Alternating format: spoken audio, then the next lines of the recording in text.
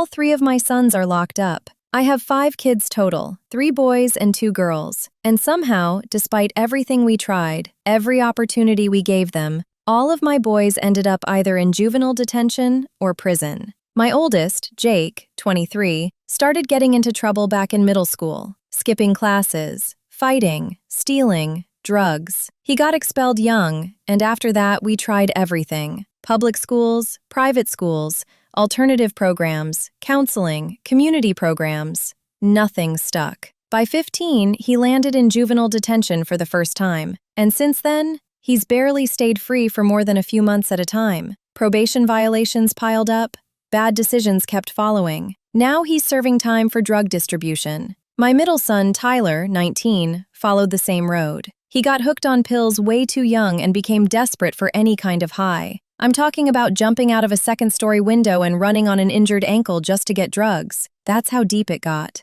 Right now, he's back in juvenile placement after repeatedly failing drug tests during a release program tied to narcotics charges. And then there's my youngest son, Chris, 16. For years, he was the quiet one, antisocial maybe, but not violent. I honestly believed he would be different. Then I let him spend one summer with his dad. One summer. Some of his older brother's crowd pulled him into the same lifestyle. Fights, trouble, probation. And last week, I got off work and found out he had been detained after another fight at his alternative school. The same type of school meant to keep this exact thing from happening. Now they're talking about long-term placement. So here I am. Most parents spend their free time planning vacations or watching their kids grow up. Mine is spent talking to probation officers, calling courts, keeping track of hearings, waiting for updates. And somehow, all 3 facilities ended up nearly 2 hours away in different directions. So now I have to make a choice no parent should ever have to make. Which son do I visit this week? I only get to see each of them about once every month or so,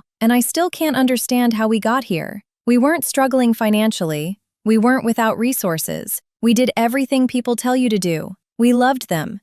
We showed up.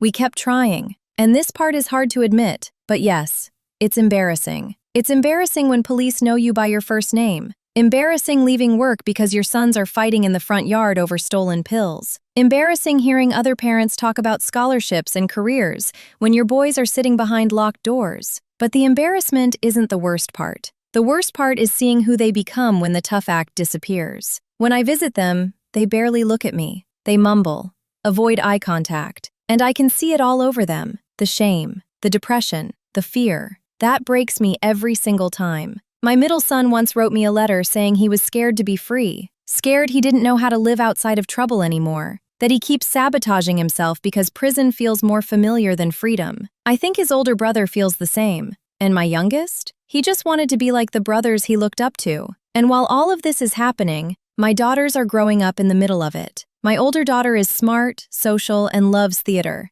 And I miss her plays because I'm handling another crisis. Another call, another incident, another emergency. Then there's my youngest. She adores her brothers, and trying to explain to her why none of them will be at her birthday or holidays honestly destroys me. Some days I want to scream, cry, drink until I stop thinking, but instead I keep answering phone calls, keep showing up, keep loving them, even when I don't know if love is enough anymore. And maybe that's why I'm writing this, not because I have answers, but because I needed somewhere to finally say it out loud.